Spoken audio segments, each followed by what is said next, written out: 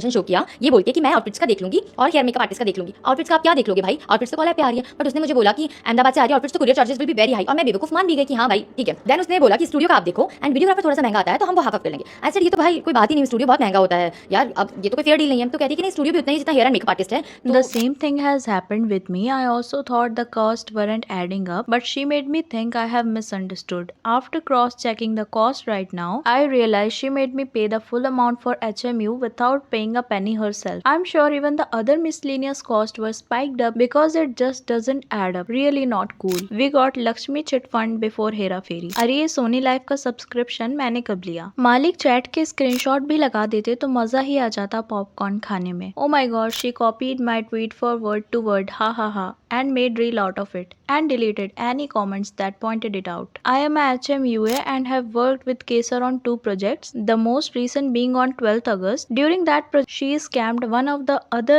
creators involved. She even asked me not to tell others that she wasn't paying me directly, but instead covering my payment through another creator. एक influencer है आखिरी pasta के कविता, उन्होंने recently एक दूसरे influencer केसर शर्मा के साथ collab किया था। उसके कुछ दिन बाद उन्होंने एक रील पोस्ट करी जहां उन्होंने केसर शर्मा को स्कैमर बोला। उस रील में उन्होंने बताया कि 19 जुलाई को जब केसर ने कविता को अप्रोच किया था एक रील कोलैब के लिए, यहाँ तक तो सब नॉर्मल था क्योंकि दोनों इन्फ्लुएंसर हैं, कोलैब होते रहते हैं। लेकिन इंटरेस्टिंग बात यह है कि केसर ने तभी कोई भी कॉस्ट या बजट की बात नहीं की। इसके बाद 25 जुलाई को केसर ने कहा था outfits, hair and makeup artist सब वो हैंडल कर लेंगी, एंड आउटफिट अहमदाबाद से आने वाले थे इसलिए कुरियर चार्जेस भी हाई होंगे, एंड स्टूडियो का रेंट कविता को देखना था और सिनेमेटोग्राफर के कॉस्ट भी दोनों हाफ हाफ करने वाले थे। अब यहाँ कविता को थोड़ा अनफेयर लगा क्योंकि स्टूडियो का रेंट यूजुअली ज्यादा होता है compare to hair and makeup, लेकिन सामने से केसर ने रिस्पॉन्स किया था कि नहीं स्टूडियो भी उतना ही है जितना हेयर एंड मेकअप आर्टिस्ट का है, एंड इस डील के लिए कविता मान भी गई थी। अब बात करते हैं सिनेमेटोग्राफर की। कविता ने एक सिनेमेटोग्राफर चूज किया था जो 6000 चार्ज करने वाला था और दोनों हाफ हाफ पे करने वाले थे। शूट का दिन फिक्स हुआ 1 अगस्त एंड शूटिंग के दिन जो सिनेमेटोग्राफर आया वो दूसरा कोई था। तो केसर का रिस्पॉन्स था कि हाँ हमने सिनेमेटोग्राफर चेंज कर दिया है, एंड कविता ने पहले ही बता दिया था कि सिनेमेटोग्राफर अच्छा होना चाहिए, नहीं शूट खराब हो जाएगा। जो आउटफिट कविता को दिया गया था शूट के लिए वो ना उनके साइज का था ना प्रॉपरली फिट हो रहा था, लेकिन कविता ने फिर भी उस आउटफिट में शूट किया क्योंकि केसर इतनी दूर से ट्रेवल करके आई थी। सो आफ्टर शूट केसर ने कविता को बिल भेजा जिसमें स्टूडियो के चार्जेस थे, सिनेमेटोग्राफर के थे, हेयर एंड मेकअप आर्टिस्ट यानी मुआ के भी चार्जेस थे जो कि केसर देखने वाली थी, उसमें कुरियर चार्जेस भी थे जो कि केसर देखने वाली थी। अब केसर का कहना था मुआ 6000 चार्ज कर रही थी, सिनेमेटोग्राफर 4000 चार्ज कर रहा है, और अगर सिनेमेटोग्राफर इतना महंगा था तो कविता को पहले ही बताना चाहिए था। लेकिन कविता ने तो 6000 वाले सिनेमेटोग्राफर के लिए एग्री किया था और केसर 8000 वाले को ले आई, और आउटफिट का भी 500 रुपए का बिल भेज दिया गया जो कि पहले केसर ने बोला था वो हैंडल करेंगी, मतलब सब कुछ 50-50 कर दिया। और जब कविता ने इस बारे में कॉन्फ्रंट किया तो केसर का कहना था it's a win win situation, आपके पेज के लिए भी तो कंटेंट बना है। लेकिन सोचो सिर्फ 10 सेकंड की रील के लिए कविता से इतने हाई चार्जेस ले लिए गए बिना पहले क्लियर किए। टोटल प्रोडक्शन कॉस्ट बना 18,500 एंड टोटल 9,250 रुपीज कविता ने पे कर दिया था। असली टी तो यहाँ है भाई।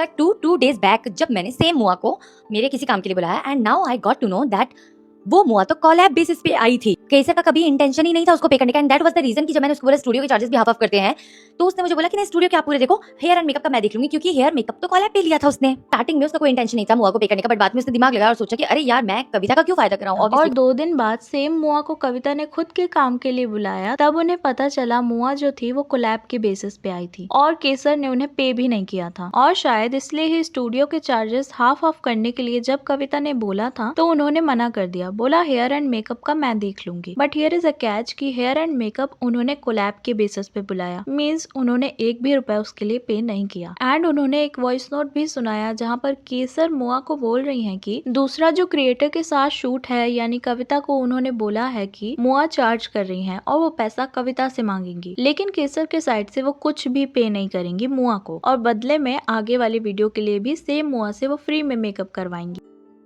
आप ये वॉइस नोट सुनो जो कि मैडम केसर ने भेजा है मुआ को। Hi, Yashvi. So the thing is that obviously I didn't wanted your Mehnet to go in the money. So I have told that other creator that you're charging and whatever money she gives, I'll give it to you. And from my side, it will be a collab. So I will be putting your, I mean, हमारा collab नहीं होगा मेरा और वो creator का, but I will be putting everything obviously मतलब mentions, tags, story shout out and full credits given wherever it's needed. But I have told that creator that you're charging and your charges is like 6-7 की मतलब क्योंकि मैंने पूछा तुमने 4 ये दिया था मुआ का स्कैम। एंड इसके बाद उन्होंने सिनेमैटोग्राफर के स्कैम के बारे में भी बताया। तो मुआ ने सिनेमैटोग्राफर के बारे में बताया कि सिनेमैटोग्राफर तो कुछ चार्ज ही नहीं कर रहा क्योंकि वो केसर का फ्रेंड है एंड इसीलिए सिनेमैटोग्राफर को चेंज कर दिया था केसर ने। अगर पहले वाला सिनेमैटोग्राफर आता तो उसको केसर को 3000 पे करना पड़ता, लेकिन केसर ने अपने फ्रेंड को बुलाया जो फ्री में शूट कर रहा था एंड फिर भी कविता ने उस सिनेमैटोग्राफर के लिए 4000 चार्ज कर लिए। एंड जब कविता ने प्रूफ मांगा कि सिनेमैटोग्राफर को जो भी पे किया है आपने उसका स्क्रीनशॉट भेज दो, तो केसर का कहना था मैंने कैश में पे किया है। अब बात करते हैं आउटफिट स्कैम की। सो शूट के टाइम कविता ने कुछ पिक्चर्स क्लिक करवाए थे एंड केसर ने कभी कविता को कहा भी नहीं था अगर वो लोग कोलैब पे ड्रेस लेंगे तो उनके पिक्चर्स ब्रांड अपने पेज पे अपलोड कर देंगे। एंड लास्टली स्टूडियो के चार्जेस। कविता ने स्टूडियो के लिए 1750 पे किया था, लेकिन जब उन्होंने कैलकुलेट मांगा तो केसर ने एक स्क्रीनशॉट शेयर किया जिसमें टोटल 2500 लिखा था। 2500 का हाफ होता है 1250, तो कविता से 500 एक्स्ट्रा लिया गया। और जब कविता को ये सारे स्कैम के बारे में समझ आया तो उन्होंने कांटेक्ट करने की कोशिश की, लेकिन केसर ने कॉल पिक नहीं किया। तो कविता ने उन्हें मैसेज किया और बता दिया कि सब कुछ पता चल गया है। एंड इसके बाद भी केसर का कॉल बैक आया और उन्होंने कहा मैं तो अभी उठी हूँ, जबकि 30 मिनट्स पहले वो अपनी मेकअप आर्टिस्ट को धमकी दे रही थी कि आप 3000 वापस कर दो। एंड मेकअप आर्टिस्ट क्यों पैसे वापस करेगी? एंड पैसे तो केसर ने स्कैम करके लिए थे तो उन्हें ही वापस करना चाहिए, राइट? और अभी भी केसर ने कविता के पैसे वापस नहीं किए हैं। जब ये मैटर पब्लिक हुआ तो कमेंट सेक्शन में कई क्रिएटर्स ने अपना सेम एक्सपीरियंस शेयर किया और कई क्रिएटर का सेम एक्सपीरियंस था केसर के साथ। एंड इसके बाद केसर के साइड से एक रिएक्शन आता है जहां उन्होंने लिखा था या got the tea but sorry no reaction from me. People who know me and honestly who has time to give free TRP। And by the way someone didn't remove the collab video yet. I mean people do what not for the views. Haha, it's a little misunderstanding but if someone wants to monetize the white go ahead. I have got a life to do unlike them. And एक और story share किया। After receiving all the hate about that reel, I just want to say one thing. There was a small misunderstanding because of some people involved. If they don't want to clear it up and prefer to continue down this path, that's fine. Good luck to them. कविता's last response। And इसके बाद कविता ने response में एक story upload किया जहां उन्होंने कहा कि अब तक मैंने कोलैब वीडियो रिमूव क्यों नहीं किया, क्योंकि मैं व्यूज चाहती हूँ।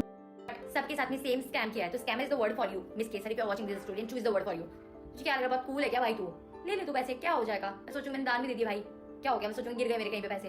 पर भाई को इतना कैसे हो सकता है कि कितनी मोटी चमड़ी की हो तुम? ऑल्सो कितनी बड़ी नॉनसेंस है कि उसने दिखा है अपनी स्टोरी पे कि अब तक मैंने कॉलैब वीडियो रिमूव नहीं किया मेरी प्रोफाइल से क्योंकि मैं व्यूज चाहती हूँ। अगर पहली बात तो वो तू मेन कोलैबोरेटर है उसमें, तेरा डैशबोर्ड बढ़ रहा है, you should be thankful to me कि मेरी वजह से तेरे को व्यूज मिल रहे हैं। सेकंडली अगर मुझे व्यूज का ही पंगा रहता ना तुझे यूज करके, तो मैं सेकंड जो वीडियो डाला उसमें भी और एक स्टोरी अपलोड किया सिनेमैटोग्राफर के बारे में जहां उन्होंने कहा कि केसर के फ्रेंड है सिनेमैटोग्राफर, इसलिए उन्होंने कुछ चार्ज नहीं किया, बट वो झूठ बोल रहे हैं। एंड जब कविता ने वापस से पूछा तो कहा कि मैंने 8000 ही चार्ज किया है, बट उन्होंने 8000 चार्ज नहीं किया है, प्रोबेबली उनसे सिर्फ 4000 ही चार्ज किया है जो कि केसर ने कविता से लिया था। अगर ये बातें सच है और केसर ऐसे ही मल्टीपल क्रिएटर के साथ सेम पैटर्न फॉलो कर रही है तो ऑनेस्टली ये बहुत ही चीप बिहेवियर है। सोचो एक तरफ आप खुद क्रिएटर्स को अप्रोच करते हो कोलैब के लिए और फिर उन्हीं के साथ ऐसी डील्स, हिडन चार्जेस और स्कैम की सिचुएशन क्रिएट हो जाए तो नेचुरली क्रिएटर को हर्ट फील होगा। और वैसे भी कमेंट्स में ऑलरेडी कई लोग अपने एक्सपीरियंस शेयर कर चुके हैं जहां उन्होंने केसर को डायरेक्टली स्कैमर तक कहा है। लेकिन एक बात क्लियर है, हम यहाँ किसी एक साइड को ब्लेम नहीं कर रहे हैं। कविता अपने प्रूफ्स दिखा रही हैं, केसर अपनी तरफ से मिसअंडरस्टैंडिंग का एंगल क्रिएट कर रही हैं। डू लेट मी नो आपको कौन सा क्रिएटर ऑनेस्ट लगता है, इनोसेंट लगता है। Do let me know in the comments. और वीडियो पसंद आई हो तो प्लीज चैनल को सब्सक्राइब, वीडियो को लाइक कर देना। मिलते हैं नेक्स्ट वीडियो में। Thank you.